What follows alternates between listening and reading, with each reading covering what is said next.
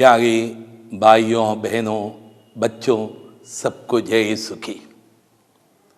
हम लोग चालीसे के काल में हैं। चालीसे का काल हमें मन परिवर्तन के लिए बुलाता है। पाप को छोड़कर नया जीवन जीने के लिए कलीसिया चालीसे के दिनों में हमें प्रेरित करती है।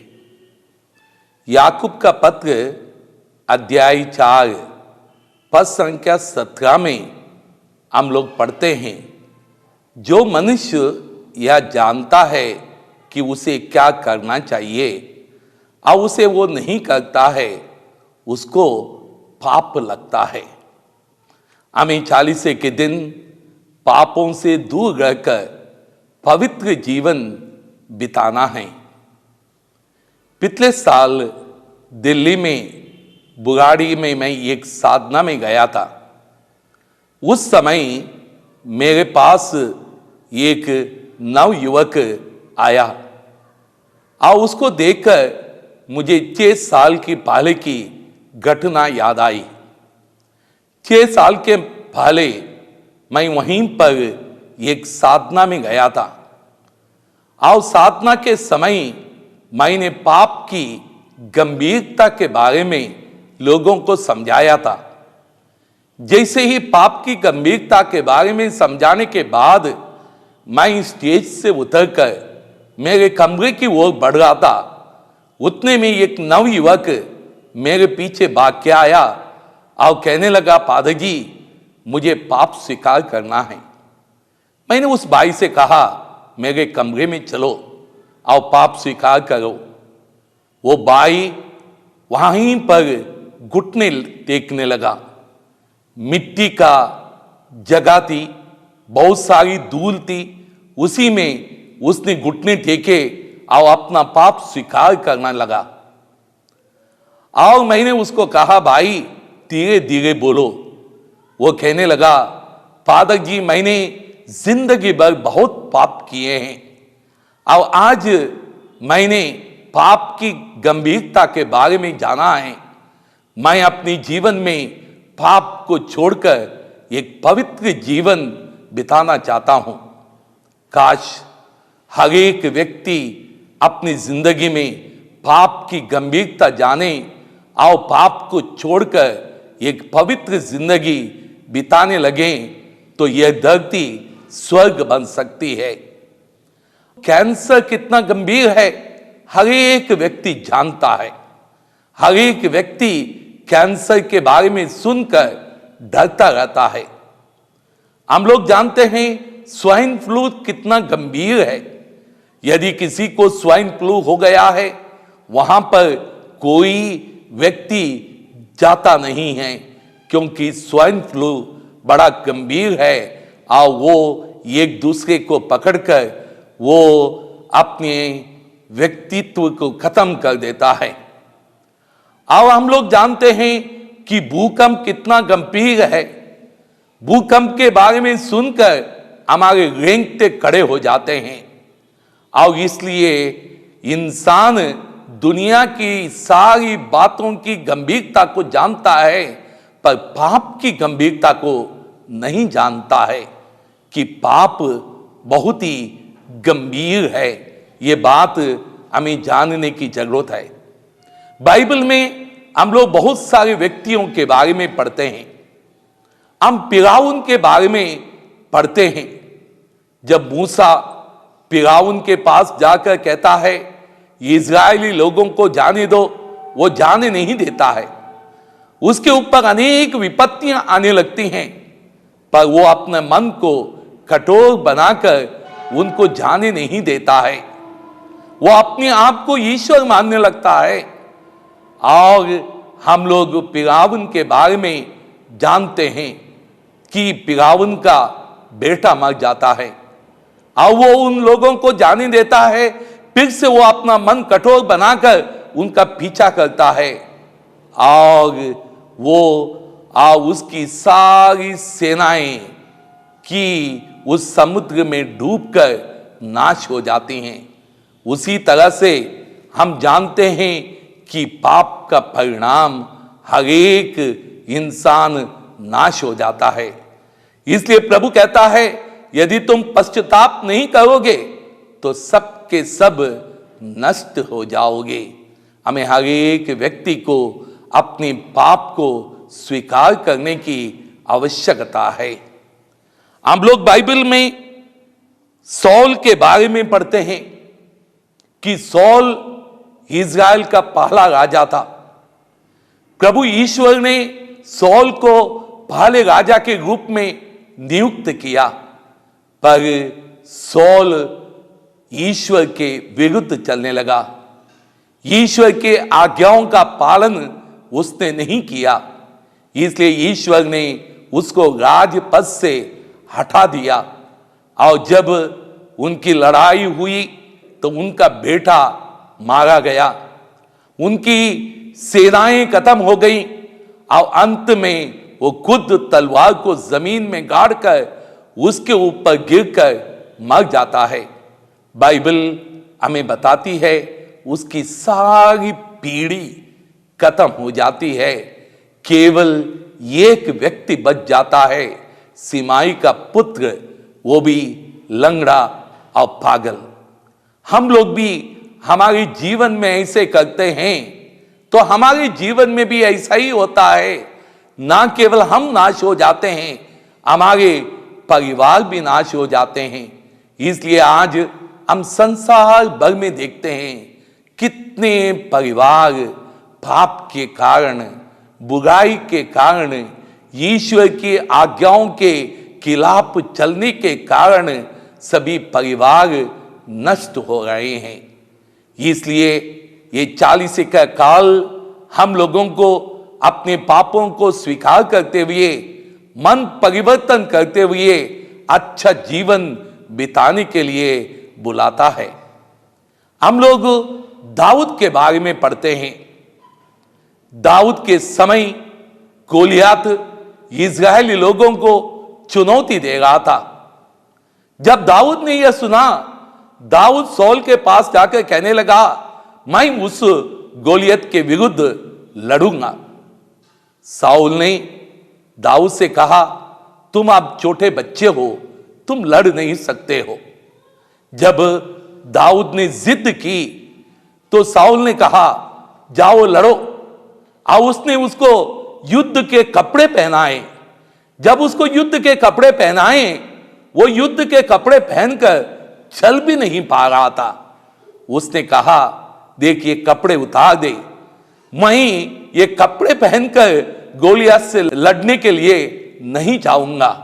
मैं ईश्वर के नाम से गोलियत से लड़ने जाऊंगा और गोलियत को हराऊंगा। और हम सभी लोग जानते हैं दाऊद ने एक ही पत्थर से गोलियत को मार डाला और उस युद्ध में विजय हासिल की। वही दाऊद एक दिन बड़ा राजा बन गया, उसका राज्य का विस्तार हो गया। और उस समय आलसी बनकर जब युद्ध चल रहा था, वो अपने घर में सो रहा था और शाम के वक्त उठकर वो अपनी छत पर टहल रहा था तो उसने एक स्त्री को नहाते हुए देखा और उसके मन में बुरे विचार आए। उन्होंने अपने नौकरों को भेजकर उस औरत को अपने घर में बुलाया और उसके साथ व्यभिचार किया। कुछ दिनों के बाद पता चला कि वो स्त्री गर्भवती है। उस समय दाऊद सोचने लगा, अभी मैं क्या करूं, मेरा नाम बदनाम हो जाएगा। इसलिए उन्होंने कि ऊरिया को युद्ध से घर बुलाया, उसको अच्छे तोहफे दिए और उसको कहा कि तुम अपने घर जाओ। ऊरिया सोचने लगा, मेरे सारे साथी युद्ध में हैं, आओ मैं कैसे मेरे घर में जाकर मेरे पत्नी के साथ रह सकता हूं। इसलिए ऊरिया अपने घर में नहीं गया, वो राजमहल में ही बाहर सो गया। जब राजा को पता चला, राजा ने सोचा अभी क्या करूं। राजा ने उसको बुलाकर दूसरे दिन खूब शराब पिलाई और शराब पिलाने के बाद नशे में उसको घर तक छोड़ के आने के लिए कहा। उसको घर तक छोड़ के तो आए, वो उन्हीं के साथ वापस आया और राजमहल में ही सो गया। जब ये बात राजा को पता चली, राजा सोचने लगा अभी मैं क्या करूं। उसने ऊरिया के हाथ एक चिट्ठी लिखकर सेनापति को भेजा और सेनापति ने उस चिट्ठी को पढ़ा। चिट्ठी में यह लिखा था कि जहां पर घमासान युद्ध चलता है वहां पर ऊरिया को लगा दो, और जब युद्ध चलता है बाकी लोगों को वापस बुलाओ ताकि ऊरिया वहीं मर जाएं। और सेनापति ने ऐसा ही किया और दाऊद राजा ने ऊरिया की इस तरह से हत्या की। हत्या करने के बाद दाऊद ने आगे सोचा कि मैं उसकी पत्नी से शादी क्यों ना करूं, ताकि सारे लोग कहने लगे कि राजा कितना अच्छा है। देखो एक सैनिक मारा गया और राजा ने उसकी पत्नी के साथ भी शादी की। मेरे प्रिय भाइयों बहनों, हम लोग भी हमारी जिंदगी में पाप करते हैं और पाप को छिपाने की कोशिश करते हैं। ये पाप को छिपाते हुए हम लोग आगे पाप करते हैं और उस पाप को छिपाने के लिए आगे पाप करते हैं। हम पाप के ऊपर पाप करते जाते हैं। उसी तरह से दाऊद राजा ने भी अपने जीवन में एक पाप किया और उस पाप को छिपाने के लिए उसने आगे किया और पाप करता गया और उसने सोचा किसी को भी मालूम नहीं है। मेरे प्रिय भाइयों बहनों, हम प्रभु ईश्वर से कुछ भी छिपा नहीं सकते हैं। एक दिन दाऊद के पास ईश्वर ने नबी को भेजा और नबी ने जब दाऊद को कहा उसको समझ में आया।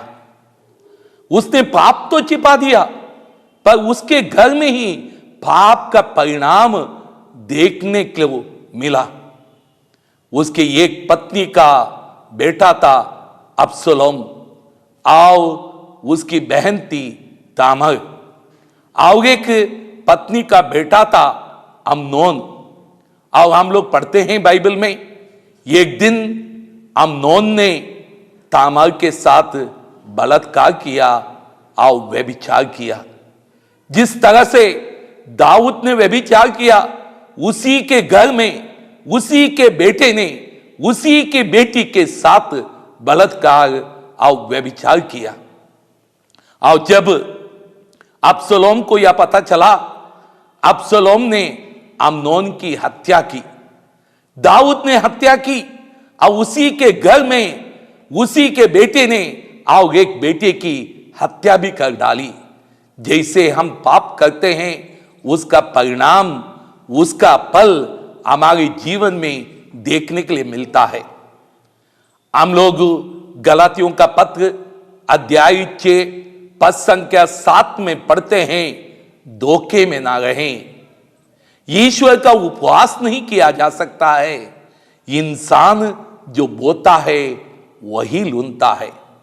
मेरे प्रिय भाइयों बहनों, हम लोग अपने जीवन में पाप करते हुए यह ना समझें कि कोई नहीं देखता है, कोई नहीं जानता है।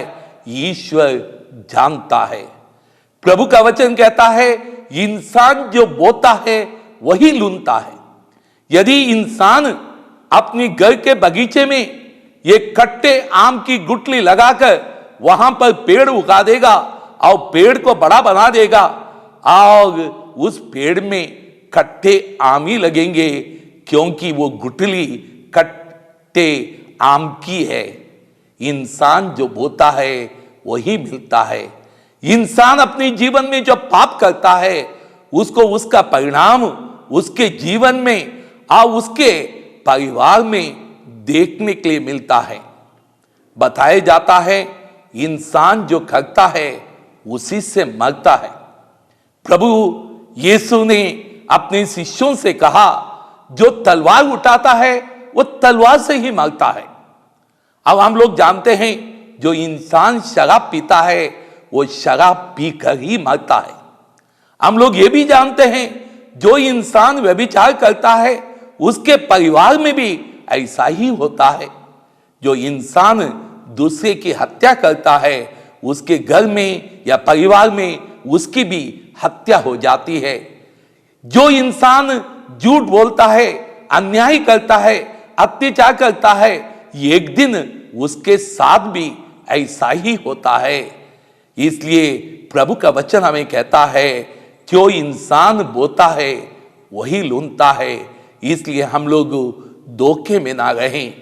हमारे जीवन में भी अनेक बार ऐसा देखने को मिला होगा। हम लोग और भी अनेक व्यक्तियों के बारे में बाइबल में पढ़ते हैं। हम बाइबल में योना के बारे में पढ़ते हैं। योना के पास प्रभु का वचन आया। प्रभु ने योना से कहा निनवे जाओ और निनवे के लोगों को समझा दो। योना निनवे जाने के बदले वो तारसूस भाग गया, क्योंकि योना जानता था कि निनवे के लोग अच्छे नहीं हैं। वो सोचने लगा कहीं वो मुझे ही मार ना डालें, इसलिए वो निनवे जाने के बदले तारसूस भाग गया। उसने ईश्वर की आज्ञा की विरुद्ध चलकर वो तारसूस जाने के जहाज में जाकर छिपकर सोने लगा। पर वहां हम लोग जानते हैं एक भयानक तूफान आया, जहाज डूबने को हो गया। सारे लोग इसका कारण पता लगाने के लिए शुरू किया। वे सोचने लगे कि ये कोई ऐसा व्यक्ति के कारण हो रहा है।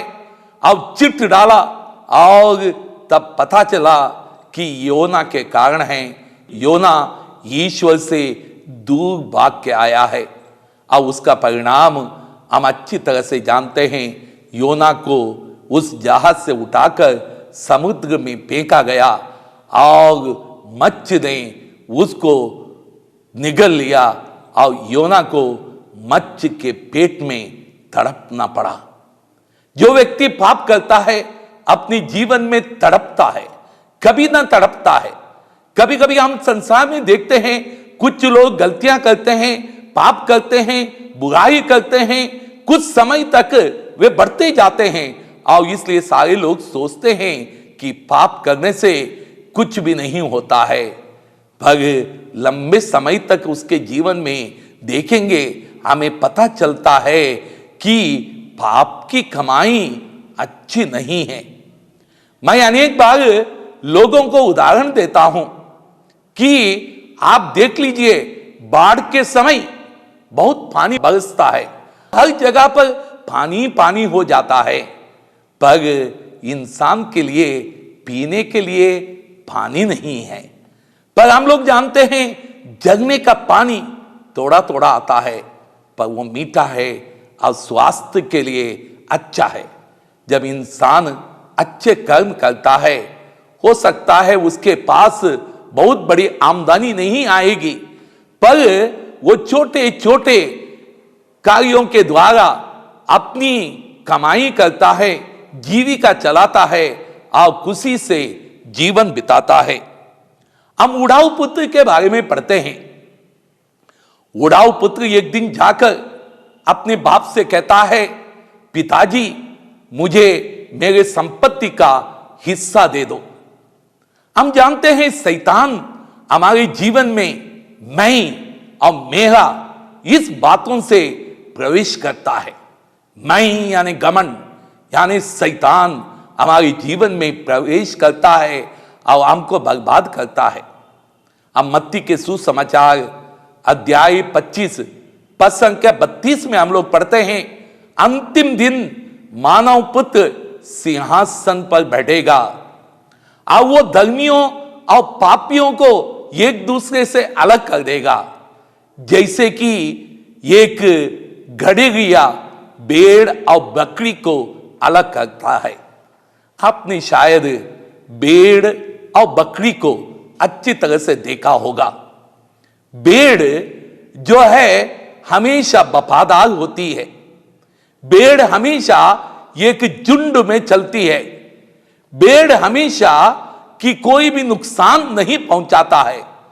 भेड़ और बकरी में अंतर देखिए, बकरी अकेली घूमती रहती है, उसी तरह से पापी व्यक्ति भी अकेला घूमता रहता है। हम लोग देखते हैं यदि आपके घर में एक बकरी है, वो सब कुछ नाश कर देता है। सबसे पहले आपके घर में कोई पौधा है उसको खा लेता है, उसके पत्ते, उसके बाद दो पैर ऊपर रखकर ऊपर भी खा लेता है, उसकी खाल भी छीन कर खा लेता है और नष्ट करता है। बकरी और भेड़ बोलती भी ऐसे ही है। शायद आप लोगों ने भेड़ और बकरी की बोली सुनी होगी। बकरी कहती है मैं, यानी मैं हूं, वो मैं की बात करता है, जबकि भेड़ हमेशा कहता है वे, यानी वे, मैं नहीं हूं। वो हमेशा भेड़ दूसरों की जीवन देने तक तैयार हो जाती है। जो बकरी का जीवन जीता है वो कभी भी अपने जीवन में बढ़ नहीं पाता है। इसलिए हम लोग अपने जीवन में बकरी का जीवन ना जिए, हम लोग पापी का जीवन ना जिए, हम लोग पाप को छोड़कर पवित्रता की जिंदगी जीने के लिए कोशिश करें। हम लोग बाइबल में पढ़ते हैं एक दिन प्रभु यीशु के पास एक अर्धांग रोगी को लाया गया और अर्धांग रोगी को देखकर प्रभु यीशु ने कहा तुम्हारे पाप क्षमा हो गए हैं। और प्रभु यीशु ने अर्धांग रोगी के पापों को क्षमा किया। और जब अर्धांग रोगी के पापों को क्षमा किया, उसके बाद प्रभु यीशु ने कहा अपनी खाट उठाओ और चलो। वो अर्धांग रोगी भला चंगा हो गया। उसी तरह से मेरे प्रिय भाइयों बहनों, हम लोग भी हमारी जिंदगी में पाप को छोड़कर पवित्रता की जिंदगी जीने लगेंगे। हमारे जीवन में भी जो दुख हैं वो दूर हो जाएंगे। हमारे जीवन में जो बंधन हैं वो खत्म होने लगेंगे। हमारे जीवन में जो बीमारियां हैं वो ठीक होने लगेंगी और हम लोग भी भले चंगे होकर इस दुनिया में जीवन बिता सकते हैं। इसलिए ये 40 का दिन हम लोगों के लिए बहुत ही अच्छा समय है अपने पापों को याद करने का। ये 40 का दिन हम लोगों के लिए अच्छा समय है पाप को छोड़ने का। ये 40 का दिन हम लोगों को अच्छा समय है प्रभु के साथ बिताने का। इसलिए मेरे प्रिय भाई बहनों, इस 40 के दिनों में आप प्रार्थना में लगिए। आपके जीवन में छोटे छोटे जो पाप हैं और बड़े बड़े जो पाप हैं उनको याद कीजिए। एक अच्छा पाप स्वीकार कीजिए और अपने पाप को छोड़कर आप पवित्रता की जिंदगी जीने के लिए कोशिश कीजिए। इसलिए आइए हम लोग सभी अपनी आंखों को बंद करें, अपने हाथों को जोड़ें और प्रभु से प्रार्थना करें ताकि प्रभु ईश्वर हमें हमारे पापों की क्षमा प्रदान करें, हमें बीमारियों से चंगाई दें। क्योंकि प्रभु का वचन कहता है मैं तुम्हारे पापों को क्षमा करता हूं और तुम्हारे रोगों को चंगा करता हूं। इसलिए मेरे प्रिय भाइयों बहनों, मैं आज विशेष रीति से प्रभु से प्रार्थना करता हूं। सभी आंख बंद करें, अपने पापों को याद करें और पापों के लिए क्षमा मांगें। जिस तरह से अर्धांग रोगी को प्रभु ने चंगा किया, उसी तरह से आज प्रभु ईश्वर भी आपको सारे रोगों से चंगा करें। आप मन ही मन जो अपने पापों के लिए क्षमा मांगिए। मैं आप सबों के लिए प्रार्थना करता हूं। ये प्रभु यीशु, आप दयालु हैं, आप दया सागर हैं, आप सबों पर दया करते हैं। जब रोगी आपके पास आए थे, आपने उन लोगों के पापों को क्षमा किया और आपने उनके रोगों को चंगा किया। उसी तरह से प्रभु हमारे बीच में जितने भी रोगी हैं, आज उन सभी रोगियों को स्पर्श कीजिए प्रभु। आओ एक एक को चंगा कीजिए, ताकि हर एक रोगी चंगाई पाकर तेरी महिमा गा सकें और तेरे नाम का गुणगान कर सकें और हर एक व्यक्ति को आपके बारे में बता सकें, ताकि अधिक से अधिक लोग तेरे पास आकर मुक्ति प्राप्त करें। यही प्रार्थना करते हैं अपने प्रभु यीशु के नाम में, आमीन।